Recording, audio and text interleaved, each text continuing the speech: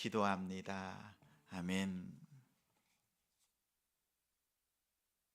오늘 말씀은 마태복음 9장 27절부터 31절 신약 14쪽입니다.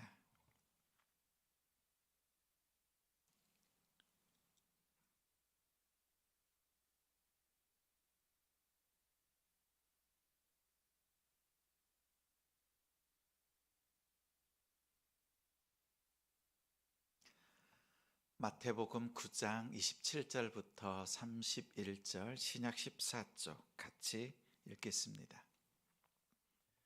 예수께서 거기에서 떠나가실새 두 맹인이 따라오며 소리질러 이르되 다윗의 자손이여 우리를 불쌍히 여기소서 하더니 예수께서 집에 들어가심에 맹인들이 그에게 나아오거늘 예수께서 이르시되 내가 능히 이 일 할 줄을 믿느냐 대답하되 주여 그러하오니이다 하니 이에 예수께서 그들의 눈을 만지시며 이르시되 너희 믿음대로 되라 하시니 그들의 눈이 밝아진지라. 예수께서 엄히 경고하시되 삼가 아무에게도 알리지 말라 하셨으나 그들이 나가서 예수의 소문을 그 온 땅에 퍼뜨리니라. 아멘. 은혜를 구하지 말라. 은혜를 구하지 말라라는 제목으로 말씀 전합니다.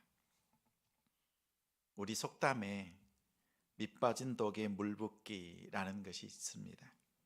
밑빠진 독, 구멍이 난 독에 아무리 물을 부은들 가득 채울 수가 없습니다. 채워지지가 않지요. 구멍이 났으니까요. 이 속담은 우리가 많은 노력이나 또 많은 시간을 들였지만 보람이 없는 일, 그리고 변화되지 않는 사람을 비유할 때 이 속담을 씁니다.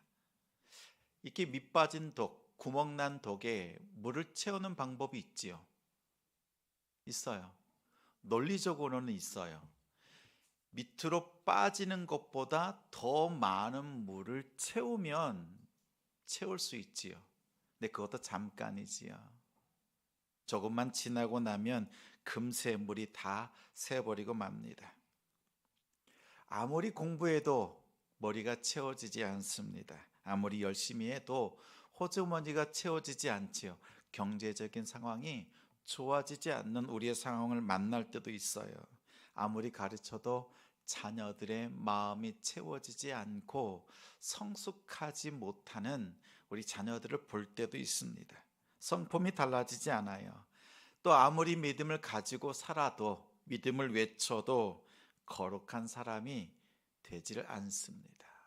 이럴 때 나 자신을 돌아보면서 밑빠진 독에 물 붓기, 이렇게 느낄 때가 있습니다. 최선을 다해도 되지 않는 일, 안 되는 일을 만날 때 어때요? 좌절을 경험합니다. 10년 전에 한 70 정도 되신 할머니 성도를 만났습니다. 저에게 이렇게 물어요. 목사님, 저는 아들, 며느리, 또 심지어 손자, 손녀들이 있는데 아주 작은 일 때문에 마음이 상합니다. 사소한 말 때문에 상처를 받습니다. 그래서 한 달은 큰아들 집에, 또 그 다음 달은 둘째 아들 네에, 마지막 또 다른 달은 막내 집에서 이렇게 돌아가면서 지낸다고 합니다. 그러면서 목사님 어떻게 해야 될지 모르겠어요. 이 이야기를 들으면서 물었어요. 몇 년 정도 신앙생활을 하셨습니까? 50년 신앙생활을 했습니다. 제가 그 이야기를 듣는 순간요 놀랐어요. 몇 년 안 된 줄 알았지요. 가만히 들어보니까 청년 때부터 회장, 전도부장, 여전도회, 아마 교회를 섬기는 일이라면 마다하지 않고 최선을 다해서 섬겼던 것 같아요. 그런데 마지막 말씀에 이렇게 얘기합니다. 저 권사예요. 그런데 이 모양입니다. 잠시 그 얘기를 들으면서 또 묵상하면서 기도하면서 이렇게 물었어요. 권사님, 예수님 만나셨어요? 이 말에 권사님이 아무 말 없어요. 계속 눈물을 흘리십니다. 한참 우셨어요. 그리고 난 뒤 이렇게 말씀하세요. 목사님, 저의 문제가 무엇인지 이제 알았습니다. 목사님 감사합니다 라고 고백하시고 가셨어요. 저는 성도를 바라보는 관점이 하나예요. 내 앞에 있는 성도가, 이 사람이 예수님을 만났는가? 예수님을 만났는가? 이것이 저의 유일한 관심입니다. 다른 데 관심 없어요. 좀 세게 얘기하면 얼마나 오랫동안 신앙생활 했느냐, 이게 중요한 게 아니더라고요. 얼마나 헌신했느냐, 감사하죠. 이것도 살필 필요가 있죠. 근데 이게 본질이 아니에요. 얼마나 수고했느냐. 정말 하나님 앞에 헌신되고 충성된 삶 중요하지요. 그런데 지나 보니까 이런 것들에는 저의 관심이 가지 않아요. 예수 믿고 복 받았다라는 것에도 관심이 가지 않습니다. 한 가지예요. 내 앞에 있는 성도가 예수 그리스도를 만났나라는 것을 살피는 것. 그리고 예수님 만나야 천국 가잖아요. 이게 제일 중요합니다. 저희 역할은 우리 성도들이 예수님 믿고 예수 그리스도 만나고 천국 가는 거예요. 이 땅에서 얼마나 수고했느냐, 무엇을 남기느냐가 중요한 게 아닙니다. 예수를 믿는 믿음을 간직하고 끝까지 변함없이 그 믿음으로 살아가는 것, 이것만큼 중요한 게 어디 있습니까? 그래서 누군가를 만나면 진단합니다. 진단, 살핍니다. 예수를 만났는가 건드려 보는 거지요. 대화하는 거지요. 그러면 예수 만난 사람은요, 그 입술에서 예수가 나와요. 그런데 세상의 성공, 세상의 자랑, 자식 자랑, 세상 정치, 그리고 부동산 이야기가 계속 나온다면 제 마음속엔 이렇게 살피는 거죠. 마음 한구석에, 삶 한구석에 터진 곳이 있구나. 하나님의 은혜가 공급되었지만 은혜가 말라버렸고 세상 것이 채워져 있구나. 이렇게 진단하는 거죠. 맞아요. 분명히 우리의 삶 속에는요, 세상 돌아가는 이야기가 필요합니다. 필요 없다는 것 아니에요. 그런데 예수 이야기보다 세상 이야기가 더 풍성하다고 하면 빛이 빠진 구멍난 덕과 같다라는 겁니다. 그럴 때요, 어떻게 이 성도의 아픔과 그 터진 부분을 살필까, 도와줄까, 이것을 생각해 봅니다. 우리 성도들이요, 세상 이야기 하지 말라는 것 아니에요. 세상에 살 수밖에 없는 우리잖아요. 그러면 세상에 들어가서 복음으로 살아낸 세상 이야기를 하는 우리 성도가 되길 바라요. 부동산 얘기도 해야죠. 자녀 이야기도 해야지요. 잘 되십시오. 그러나 복음으로 승리한 결과를 우리 성도들이 매주 간증으로 나눴으면 좋겠어요. 내가 잘된 것, 집 샀더니 뭐 했더니 잘 됐다고 해봐요. 우리 성도들도요, 속이 틀어져요. 그런데 그렇게 잘되게 하신 것을 통해서 하나님께 어떻게 영광을 돌려드렸는가, 어떻게 가난한 성도들을 살폈는가, 이 은혜를 나누면 좋겠어요. 저는 지난주 우리 추수감사주의였잖아요. 편지 한 통을 받았어요. 편지 한 통에 그 문장이요, 편지에 빽빽하게 기록되어 있는데 제 눈을 사로잡는 게 있었어요. 저는 예수님 믿고 감동받고 감사하고, 그래서 내가 예수 믿는 그 기쁨, 행복에 감사했어요. 그것이 다인 줄 알았습니다. 내가 행복하면 다인 줄 알았어요. 그런데 훈련받고 더 믿음 생활하고 헌신하고 들어가 보니까요, 나의 가진 것으로 베풀고 섬기는 것이 진정한 행복인 것을 깨달았어요. 목사님 그렇게 함께 해주셔서 가르쳐 주셔서 감사합니다 라는 편지였어요. 그 편지를 받아들고 얼마나 많이 다시 보고 또 다시 봤는지 모릅니다.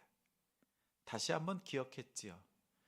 내가 무엇을 해야 하는가, 하나님께서 무엇을 기뻐하시는가, 이러한 성도들 우리 교회 안에 넘치고 있습니다. 이 고백이 더 이 간증이 더 많아지길 소망합니다. 저는 여러분을 천국으로 들여보낼 수는 없어요. 다만 예수님을 만나는 길로 안내할 수는 있습니다. 아까 그 권사님의 간증 10년 전이잖아요. 그러면 이제 80이 넘으셨을 거예요. 그분은 자신의 신앙의 터진 부분이 무엇인지를 아셨습니다. 그리고 깨달았어요. 자, 밑빠진 독에 물을 가득 채우는 방법이 있어요. 깨진 독, 그 구멍 안을 물로 계속 채우는 것 아니지요. 또 생각하죠. 구멍 난 부분을 메꾸면 되겠지요. 금이 간 부분을 내가 좀 떼우면 되겠다 생각해요. 근데 그것도 잠시 뿐입니다. 또 깨져요. 왜? 독이라고 하는 부분이요, 약하니까, 질그릇이니까 또 깨집니다. 근본적인 조치가 안 돼요. 우리는 약해서 또 금이 가고 또 금이 가요. 땜빵 했는데 또 건드리면 여지없이 깨지는 것이 우리입니다. 그러면 어떻게 하면 근본적인 조치가 될까요? 반대로 하시면 돼요. 반대로. 깨진 독에다가 물을 붓는 것이 아니라 물에다가 독을 부으면 됩니다. 잘 들어보세요. 깨진 독에다 우리는 계속 물을 부어서 채우려고 했어요. 그걸로는 채울 수가 없는 거예요. 또 깨지니까. 또 다 새버려요. 그런데 금이 가고 구멍 난 그 독을요, 물에다 넣는 거예요. 다시 말하면 연못 있죠. 연못. 샘 있잖아요. 물 웅덩이에다가 깨진 독을 넣어보세요. 완전히 푹 잠궈보세요. 그러면 그 깨졌던 독이 그렇게 부으려고 해도 쌓이지 않던 독이 어떻게 돼요? 독 안에 물이 가득 채워지잖아요. 채워질 때 어떻게 채워집니까? 깨어졌던 그 틈으로, 그 구멍으로 물이 스며들면서 물 속에 잠기는 거죠. 그러면 다시 채우려고 하는 그 수고하지 않아도 돼요. 항상 풍성히 채워져 있습니다. 자, 우리 밑빠진 신앙도 그래요. 은혜를 채우려고 하지 마세요. 은혜를 구하지 마세요. 항상 은혜를 갈구하는 성도들이 있습니다. 밑빠진 독에 물을 붓는 것 같아요. 은혜를 부어도 또 땜빵했지만, 금간 부분을 메꿨지만 계속 새일 뿐입니다. 우물이나 샘에 여러분의 삶, 여러분의 깨어진 그 마음, 신앙에 깨어진 그 항아리를요, 그 은혜의 샘물 속에 푹 던져보세요. 완전히 은혜 안으로 들어가셔야 돼요. 예수 그리스도를 찔끔찔끔 구하는 것이 아니라 예수 그리스도 안으로 푹 들어가셔야 돼요. 그러면 달라요. 자, 첫 번째요. 은혜를 구하지 말고 은혜 안으로 쑥 들어가십시오. 은혜를 구하지 말고 은혜 안으로 쑥 들어가세요. 우리 27절 말씀 같이 읽겠습니다. 예수께서 거기에서 떠나가실새 두 맹인이 따라오며 소리질러 이르되 다윗의 자손이여 우리를 불쌍히 여기소서 하더니, 은혜를 찾고 은혜를 구하는 사람은 많습니다. 그러나 은혜 속으로 쑥 들어가는 성도가 없어요. 드뭅니다.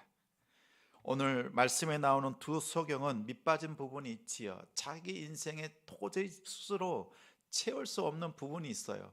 앞을 보지 못한다는 겁니다. 다른 것은 다 채워지고 풍족해도 앞을 보지 못하는 것 때문에 평생 불행하고 평생 슬픔 속에 있습니다. 이들이 만약 결혼했다고 하면 자녀들의 웃음소리를 들어도 그 밝은 미소를 볼 수 없잖아요. 얼굴은 만질 수 있어도 그 사랑스러운 그 상대방, 자녀들, 그 눈 안에 있는 맑은 눈동자 볼 수가 없잖아요. 근데 여러분은 수없이 보셨죠. 아이들이 갓 태어났을 때 어떠셨어요? 품에 안고 보는 것만으로도 즐거웠잖아요. 지금은 손자, 손녀 바라보면서 그 기쁨, 행복을 누리고 계시지요. 말하지 않아도, 눈만 쳐다봐도 말할 수 없는 그 행복을 누리잖아요. 그렇죠?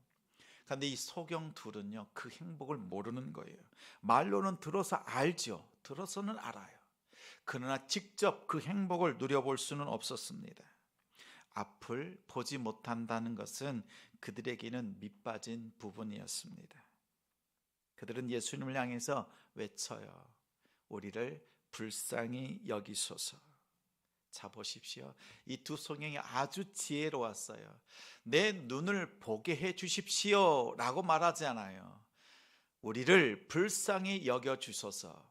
예수님의 시선을 돌이킬 수 있는 것, 예수님이 가시던 그 길을 돌이켜서 자신들을 바라보게 하는 것은요, 나를 불쌍히 여겨주소서라는 거예요. 다시 말하면 우리가 예수님을 만날 수 있는 그 통로는요, 긍휼이라고 하는 그 긍휼의 문을 통해서 만날 수 있는 겁니다. 내가 어떤 사람이냐, 내가 무엇을 했느냐가 중요하지 않아요. 예수님의 앞에 나아갈 때 우리가 고백하는 것은 주여 나를 긍휼히 여겨주소서라는 거예요. 우리는 예수님의 긍휼이 필요합니다라는 거예요. 예수님께서 나를 바라봐 주실 수 있는 건 다른 것 아니에요. 내 눈 뜨게 해주세요 라는 게 아니라 나는 예수님이 필요합니다. 나는 예수님이 필요합니다. 이 고백에 예수님이 시선을 돌리고 몸을 돌이켜서 부르는 자들을 찾아오시고 만나주시는 거예요. 은혜 속으로 푹 들어가는 방법은요, 이 긍휼을 구하는 겁니다. 주여 나를 불쌍히 여겨 주옵소서. 근데 아시지요? 내가 이렇게 주님 앞에 구하지 않아도 주님은 이미 알고 계세요.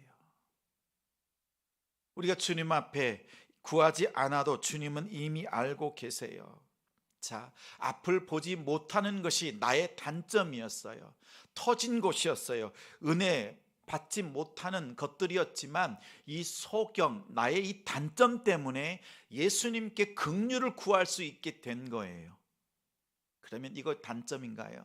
이 단점이 주님을 만날 수 있는 도구가 되었잖아요. 얼마나 기뻐요. 이 세상에는 눈을 뜨고 본다는 사람들이 많습니다. 그러나 눈을 뜨고도 예수님을 보지 못한 사람이 허다합니다. 그러나 우리의 영적인 눈을 뜨게 하시고 주님 바라보게 하시는 그 은혜 속에서 나는 예수님이 필요합니다. 이 고백으로 나아가는, 긍휼을 구하는 우리 성도들 되시기 바랍니다. 은혜 속으로 들어가는 길은 긍휼을 구하는 거예요. 나는 예수님이 필요합니다. 이 고백 안에 우리 주님께서 응답하시고 함께 하신 줄 믿습니다. 두 번째가 있어요. 우리는 예수님의 능력을 봅니다. 능력을 바라봐요. 근데 예수님은 우리의 뭘 봐요? 믿음을 보세요. 우리는 예수님의 능력을 보지만 예수님은 우리의 믿음을 보십니다. 28절, 29절 같이 읽습니다. 예수께서 집에 들어가심에 맹인들이 그에게 나아오거늘 예수께서 이르시되 내가 능히 이 일 할 줄을 믿느냐 대답하되 주여 그러하오이다 하니 이에 예수께서 그들의 눈을 만지시며 이르시되 너희 믿음대로 되라 하시니. 예수님께서 맹인들이 외치는 소리를 들었어요? 못 들었어요? 분명히 들으셨어요. 들었습니다. 불쌍히 우리를 여기소서, 우리를 불쌍히 여기소서라고 불렀어요. 이 소리를 듣고도 예수님께서는 다른 때와 다르게 즉시 돌아보지 않으세요. 마태복음 5장부터 7장까지는 산상수훈이 나와요. 또 8장부터 9장까지 이 두 장 안에는요 9가지, 또 어떤 분들은 10가지 기적이 나와요. 근데 유독 이 두 소경의 부르짖음에 대해서는 즉각적으로 반응하지 않으세요. 마치 우리가 밥을 하면 뜸을 들이잖아요. 맨 마지막에 어떻게 하세요? 뜸을 들이잖아요. 뜸을 들이는 것처럼 예수님께서는 잠시 기다리시는 거예요. 아무리 부르짖는데 그 부르짖음에 돌아보지 않는 거예요. 심지어 다른 집으로 들어가 버리셨어요. 왜 그런지 아세요? 마태복음 1장 1절 말씀 무엇입니까? 아브라함과 다윗의 자손 예수 그리스도의 계보라. 오늘 마태는요, 세리 마태는 예수님에 대해서 증거하는 거예요. 아브라함의 자손, 또 다윗의 자손 예수 그리스도. 오늘 두 소경이 뭐라고 외치고 있어요? 다윗의 자손이여 우리를 불쌍히 여기소서라고 했잖아요. 여기서 다윗의 자손은 메시아를 의미합니다. 자, 9장까지는요, 지금 이 소경의 눈을 고치는, 뜨게 하시는 이 기적까지는 보면 다윗의 자손이라고 하는 고백이 단 한 번도 나오질 않습니다. 사람들의 입술에서 다윗의 자손이라는 고백이 안 나왔어요. 그런데 이 두 소경이 예수님을 만나자 다윗의 자손 예수여 우리를 불쌍히 여기소서라는 거예요. 예수님이 그 고백을 들었을 때 어땠을까요? 감격했을 거예요. 감동했을 거예요. 그러니까요, 예수님께서 뜸을 들이시는 거예요. 계속 이들이 외치고 또 소리 지르니까, 또 예수님이 못 들은 척 하니까 소경들의 소리가 어때요? 더 높아져요. 소리 질러, 이거거든요. 예수님이 계속 기다리시는 거예요. 뭘 기다려요? 더 높게, 더 크게 소리 지르기를 기다리시는 거예요. 예수님이 못 들으셔서 그들의 믿음을 보고자 막 소리 지르게 하시는 걸까요? 누가 듣고 있어요? 예수님은 이미 들으셨어요. 예수님은 여러분의 기도 이미 들으셨어요. 그러나 우리가 하나님 앞에 부르짖으며 기도하게 하시는 것을 뜸을 들이시면서 기다리시는 이유가 있습니다. 주변 사람들이 듣게 하시기 위해서.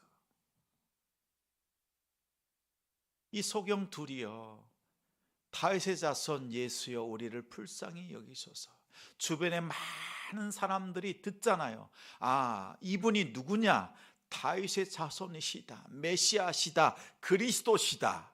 소경들의 입술을 통해서 예수님께서는 지금 선포하고 계시는 거예요. 예수님이 기다리고 계시는 거지요. 심지어 다른 집으로 피신하는 것처럼, 피하는 것처럼 집으로 들어가셨어요. 그런데 이 소경들이 포기하지 않아요. 그 집까지 와서 다윗의 자손이여 우리를 불쌍히 여기셔서. 그 주변에는 많은 사람들이 들었어요. 예수님은 자신의 입술로 내가 다윗의 자손이다 말씀하지 않고 이 두 소경의 입술을 통해서 선포하고 계시는 겁니다. 이렇게 뜸을 들이셨어요. 둘러선 사람들이 예수님이 누군지를 알았어요. 메시아시구나. 소경들도 알고 있는 그분 메시아시구나. 그리고 난 다음 예수님께서요, 너희가 나를 믿느냐라고 말씀하세요. 예수님께서 믿느냐, 원문에 보면요, 너희가 나를 믿느냐라는 거예요. 우리 한글을 보면 내가 너희를 고쳐줄 능력이 있는 것처럼 있다는 것을 믿느냐 이렇게 보이지만 원문에는 그렇지 않아요. 너희가 나를 믿느냐라는 거예요. 내가 메시아인 것을 너희가 믿느냐? 믿는 자에게 메시아의 능력이 나타납니다. 근데 우리는 뭘 구해요? 예수님의 메시아의 능력만 구하잖아요. 예수님 만나는 것 중요하지 않고 내 문제를 해결하는 그 도구로서의 예수님의 능력을 구하지만, 오늘 소경들이 구하는 건요, 그들이 고백하는 것은 예수님에 대한 신앙 고백이 담겨 있어요. 그들의 믿음은 이렇습니다. 이사야서 35장 4절 말씀에 보면 이 말씀이 있어요. 예수님이 오시면 맹인들이 눈이 밝을 것이며 귀머거리는 귀가 열릴 것이며 저는 자는 사슴같이 뛸 것이며 벙어리는 노래하리라. 예수님이 오시면, 하나님께서 이 땅에 오시면 이 놀라운 기적들이 있다는 거예요. 지금 예수님을 만난 소경들, 예수님께서 말씀하시고 그들의 눈을 만져주셨어요. 그러자 눈이 떠져요. 저는 자들이 뛰어요. 귀머거리가 들어요. 벙어리가 말을 합니다. 하나님이 이 땅에 오셨다는 거예요. 메시아가 오셨다는 그 선언이에요. 그것을 실제적인 기적의 현장에서 보여주고 계신 겁니다. 예수님께서요, 뜸을 들일 때가 있어요.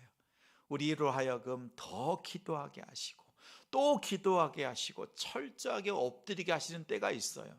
그때 예수님께서 못 들으신 게 아니에요. 우리 믿음의 가정들 생각할 때마다 마음에 정말 간절히 같이 기도하는 게 있어요. 우리 많은 성도들의 가정에 남편이 예수 안 믿어. 그래서 남편이 위해서 눈물로 기도하는 거예요. 언젠간 이루어지실지가 아니라요, 지금 예수님께서 뜸을 들이시는 거예요.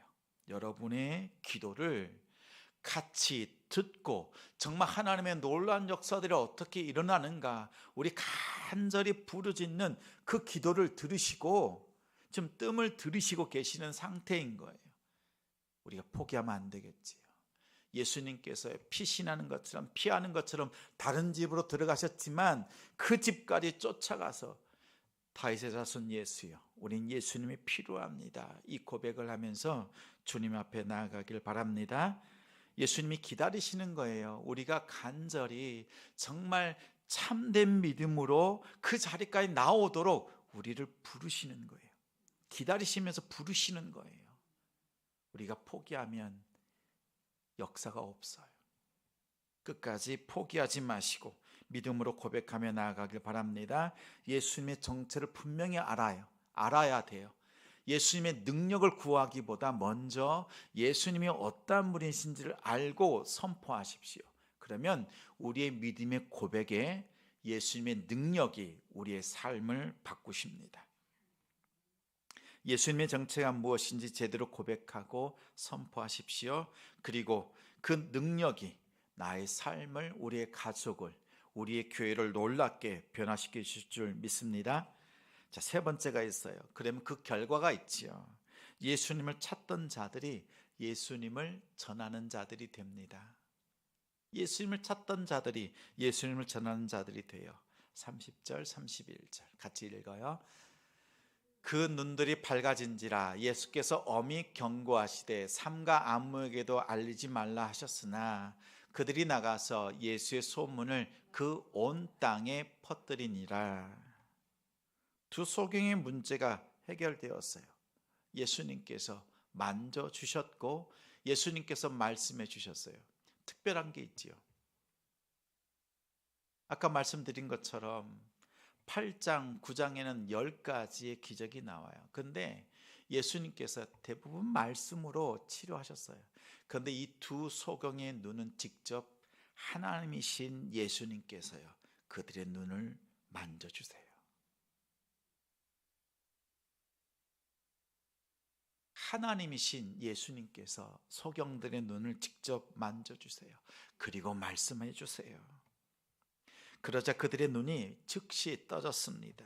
그들이 얼마나 놀랐겠어요. 얼마나 놀랐겠어요. 눈이 열리자 보이는 삶을, 그 모든 것 보면서 귀로만 듣다가 눈으로 보잖아요. 좀 생각해 보세요. 하나님을 귀로만 듣다가 이제는 내가 내 눈으로 하나님을 바라봅니다. 듣던 신앙에서 주님을 직접 바라보는 신앙으로 바뀌었어요. 저는 신장로에 이렇게 피어져 있는 해바라기 무척 좋아해요.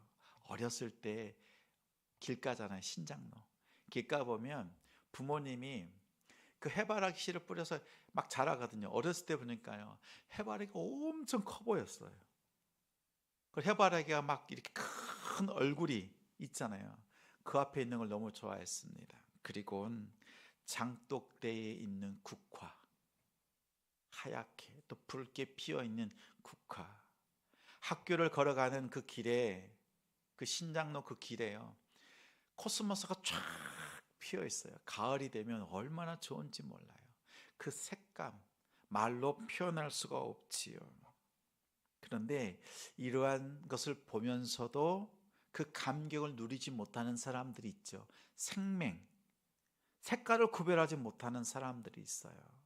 또 심지어는요, 한두 가지 색깔을 구별하지 못하는 것뿐만 아니라 어떤 사람은 그냥 모든 사물이 흑백으로만 보이는 거예요. 검고 밝고 이렇게만 보이는 거지요. 그런데 이 생명, 이 색깔을 구분할 수 있는 안경이 있다고 합니다. 그래서 제가 한번 그 영상을 찾아봤어요. 근데 생명이에요. 잘 안 보여요. 검고 하얀 것만 보이는데 가족들이 선물한 거예요. 준비를 해서 포장해서 딱 뜯었더니 안경인 거죠. 이게 뭔지를 아는 거예요. 눈물 막 쏟는 거예요. 그리고 그 안경을 딱 쓴 순간 세상의 모든 색깔이 보이는 거죠. 빨간색, 노란색, 주황색, 붉은색, 말로 표현할 수 없는 것. 그 안경을 쓴 사람이 얼마나 통곡하면서 우는지 모릅니다. 얼마나 기쁜지. 듣기는 들었지만 이렇게 세상이 찬란하던가라는 것이요. 우리 인생도 그렇습니다. 예수님 만나기 전에는 적군 아니면 아군, 이기거나 지거나. 오늘 교회 바깥에 수많은 사람들이 그렇게 살아요. 내가 이겨야 산다, 지면 끝난다, 이렇게 생각하고 살아가는 사람들이 많습니다. 성공 아니면 실패, 이런 논리로 살아가요. 그런데 한 번 지면 어떻게 해요? 아예 인생이 망가진 것처럼 생각합니다. 여러분 종이접기 해보셨죠? 종이접기 해보셨어요? 종이접기 한번 하면 어때요? 한 번 잘못 쫙 접으면 그 종이는 다시 쓰기가 어려워요. 다시 좀 바르게 하려고 그러면 한 번 접힌 부분 때문에 다시 쓰기가 어렵습니다. 우리 인생을 그렇게 생각하는 사람들이 있어요. 내가 한 번 잘못하면, 실수하면 돌이킬 수가 없다. 그래서 지독스럽게 성공하고자 그렇게 부단히 애쓰는 사람들이 있습니다. 잘못 접으면, 잘못 시작하면 이번 생은 끝났다, 이런 이야기들 들어보셨죠? 우리 인생이 종이 쪼가리 그 한 장과 같습니까? 아니에요. 우리 인생은 잘못 접었으면 다시 펴서 다시 만들어 가면 됩니다. 우리 인생이 잘못 접혀졌지만 예수 그리스도를 만나면 다시 펴서 이제 새로운 삶으로 다듬어 가시는 분이 우리 주님이세요. 이들은 태어날 때부터 소경이었는지 아니면 불의의 사고를 통해서 소경이 됐는지는 알 수 없지만 그들의 삶은 끝난 것처럼 보였습니다. 그런 줄 알았어요. 그러나 예수님을 만나고 난 다음 그들의 삶은, 접혔던 그들의 삶은 활짝 펴졌고 새로운 삶으로 바뀌어졌습니다. 30절 31절에 보면 그들은 소경이었지만요, 그들이 바뀌었잖아요. 예수님을 온 땅에 전하는 증인으로 변화되었습니다. 오늘 본문에 맹인이 몇 명 나와요? 2명 나와요. 1명 나와도 되는데 왜 2명일까요? 이 놀라운 기적, 이 사건은요, 증인으로 서야 되잖아요. 1명이면 증인으로 설 수 없어요. 그러나 2명 이상이면 대제사장 앞에서 증인으로 설 수 있습니다. 오늘 이 두 증인이요, 예수님께서 행하신 그 일을 증거합니다. 두 사람 모두 소경에서 벗어났습니다. 예수님을 제대로 만났습니다. 제대로 만난 인생은 이렇게 달라지는 거예요. 그 전까지는 예수님을 찾던 자들이 이제는 예수님을 전하는 자들이 되었어요. 예수님께서 말미에 뭐라고 말씀하세요? 아직 십자가에 죽으실 때가 아직 안 되었거든요. 지금부터 다 공개되면 곤란하니까 야, 조금만 전하지 말아라, 이렇게 당부하셨지만 그렇게 신신당부하셨던 예수님의 그 말씀조차도 거스릴 수밖에 없는 은혜를 입은 거예요. 그래서 두 사람 때문에 예수님의 소문이 온 땅에 또 전하고 또 선포되었습니다. 무엇이 선포되었어요? 예수님은 다윗의 자손, 예수님은 메시아, 그리스도시다라는 거죠. 구원자로 오셨다. 성도 여러분, 말씀을 정리합니다. 은혜를 구하지 말고 은혜 속으로 쑥 들어가십시오. 여러분, 긍휼을 구하십시오. 긍휼을 구하는 자에게 주님의 얼굴을 비추시고 만나주십니다. 예수님의 능력을 구하기보다 예수님이 누구신지를 고백하십시오. 메시아심을 고백하십시오. 그러면 그 능력은 따라옵니다. 우리가 능력만 구하니까 그 능력이 나타나질 않은 거예요. 능력을 구하지 말고 예수님을 고백하시는 여러분들 되시기 바랍니다. 그리고 예수님 찾기보다 이제는 우리에게 주어진 일이 있어요. 예수님을 땅끝까지 전하는 것. 전하지 않고서는 견딜 수 없는 마음을 가진 자, 그가 예수 만난 증거, 예수 만난 증인입니다. 여러분 안에요, 예수님을 전하고 싶은 마음이 없어. 그러면 아직 제대로 안 만난 거예요. 예수 전하는 것이 부끄러워, 두려워.